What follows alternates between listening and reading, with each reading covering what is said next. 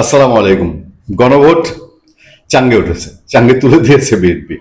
বিএনপির যেরকম সাত ঘাটের পানি খাওয়া ইউনূস এবং জামাতে ইসলাম গণভোটে যেতে বাধ্য করছে, এবং গণভোটের সবচেয়ে ইন্টারেস্টিং ঘটনাটা ঘটিয়েছিলেন আমাদের বর্তমান প্রধানমন্ত্রী, বিএনপি চেয়ারম্যান জনাব তারেক রহমান। তিনি ইলেকশন ক্যাম্পেইন শুরু করলেন সিলেট থেকে, এবং একই সাথে গণভোট এবং জাতীয় জাতীয় নির্বাচন। কিন্তু তিনি জাতীয় নির্বাচনে ধানের শীষে ভোট চান, কিন্তু গণভোটে তিনি ভোট চান না।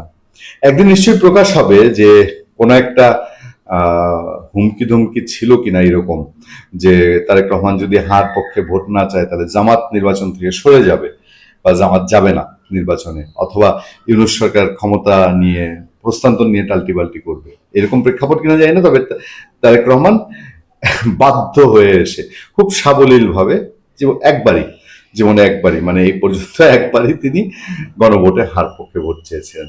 আর এখন তো পুরোই পুলটি, ওই যে সাত ঘাটের পানি খাওয়াইছে, এখন এবার আসো আমার হাতে, এবার চাবিকাঠি, এবার স্পষ্ট জানা যাচ্ছে।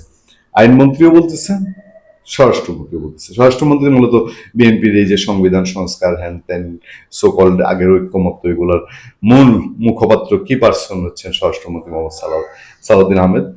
তিনি তিনিও বলছেন যে এই গণভোট এটা অকার্যকর হয়ে গেছে, এটা নিয়ে আর এখন বলা বলির কিছু নাই, এবং এটা কি কি প্রবলেম আছে আমার ধারণা যে সংসদে বিএনপি একদম ফাটায় ফেলবে। জামাতে ইসলামী যতই কাউমাও করুক, আলটিমেটলি গণভোটে সে ফাইনালি গণভোট নিয়ে যে সংসদ ছেড়ে দিবে, এমপিত্বের মজা ছেড়ে দিবে, তেমন হবে না। এসব নিয়ে এখন আমাদের সামনে একটা আয়োজনে বলা হচ্ছে গণভোট অধ্যাদেশ বাতিল হচ্ছে, উঠবে না সংসদে। সংসদে উঠবে না, আর পাশ হবে কোত্থেকে? গণভোটের অধ্যাদেশ সংসদে উত্থাপন করা হবে না বলে জানিয়েছে বিএনপি, ফলে অধ্যাদেশটি আগামী 12 এপ্রিল স্বয়ংক্রিয়ভাবে বাতিল হবে। বিএনপি বলেছে অধ্যাদেশ ব্যবহার করে গণভোট হয়ে যাওয়ায় ভবিষ্যৎ ব্যবহার না থাকায় অধ্যাদেশটি পাশের প্রয়োজন নেই। এতে 12 ফেব্রুয়ারি গণভোট অবৈধ হবে না। সরকারি দলের এই সিদ্ধান্তে নোট অফ ডিসেন্ট দিয়েছে জামায়াত। গণভোট অধ্যাদেশ ছাড়াও অন্তর্বর্তী সরকারের জারি করা 133 অধ্যাদেশের অন্তত 15টিতে নিয়ে সরকারি ও বিরোধী দল একমত হয়নি। সরকারি দল মানবাধিকার কমিশন, বিচারপতি নিয়োগ, গুম প্রতিরোধ, দুর্নীতি দমন কমিশন অধ্যাদেশে পরিবর্তন আনতে চায়, এতে আপত্তি করে নোট অফ ডিসেন্ট দিয়েছে জামাতে ইসলামী। রোববার রাতে জাতীয় সংসদে বিশেষ কমিটির সভার সূত্রে এই তথ্যগুলো এসছে। আগামী 2 এপ্রিল কমিটি প্রতিবেদন দেবে সংসদে।